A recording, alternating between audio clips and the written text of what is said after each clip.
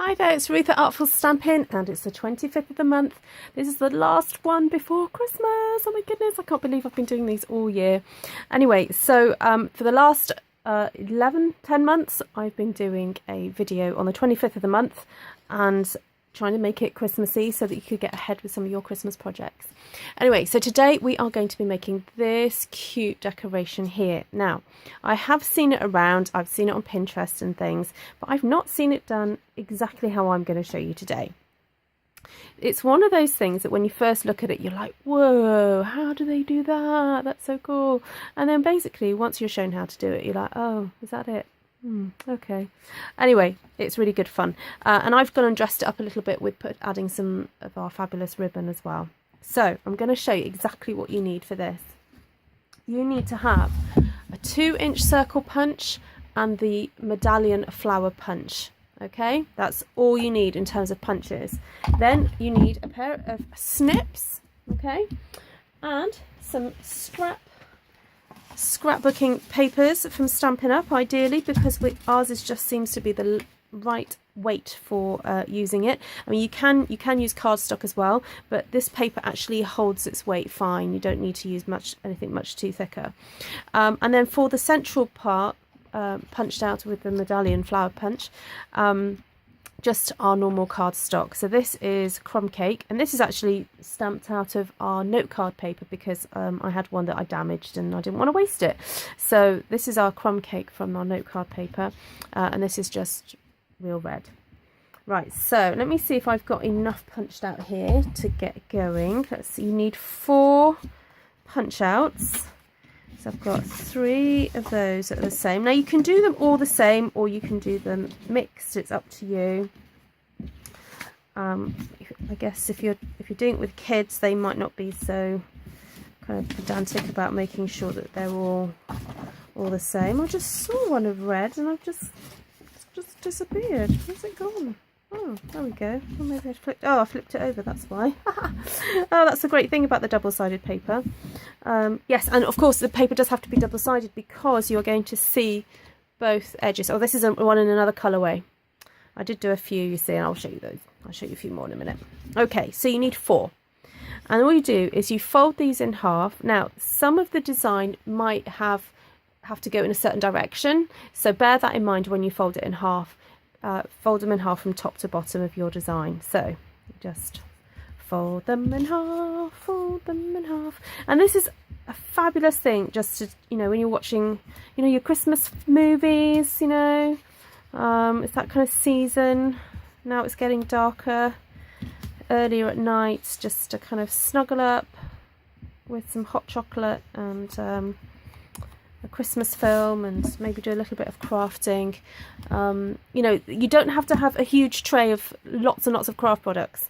You can just sit and punch out a whole load and fold and snip. Okay, so once you've folded, you then snip until about, what does that measure, 1/2 centimetre away from the edge. Okay, that's about 1/4 inch away from the edge. And you just do that on all of them. So you cut from the straight edge upwards like this. That's all you do. And then you take your flower here, and ideally you need to punch a hole into the top of that. Let me just grab my hole punch. Okay. So here I have the, oh no, I've got the stapler. Silly me. Oh, there it is. Right, so here is, I can't remember what size punch this is. It doesn't say on it. But anyway, we sell these circle punches. Or if you've got one of the crocodiles, those are fabulous too. And you basically punch a hole in that, she says. I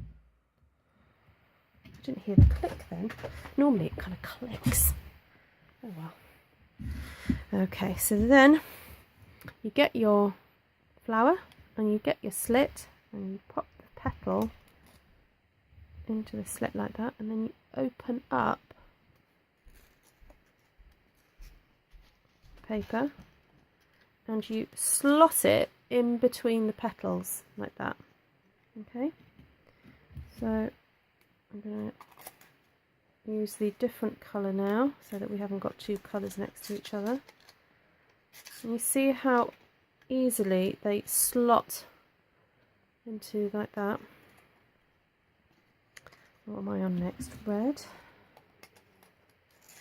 It's quite fun using the two different colours.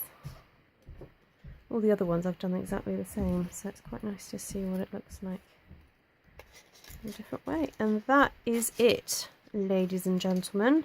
That is it. Super duper duper simple. Now, to dress it up, if you want to add an extra bit of ribbon, a fancy ribbon here, I've got the gold ribbon that we do. It's a really nice gold shiny ribbon. Just pop that through and tie a knot. And then to make it extra special, I'm just going to tie some of the red. This is quite thick, this ribbon. It's really luxurious. Just tie a knot with that. And trim it.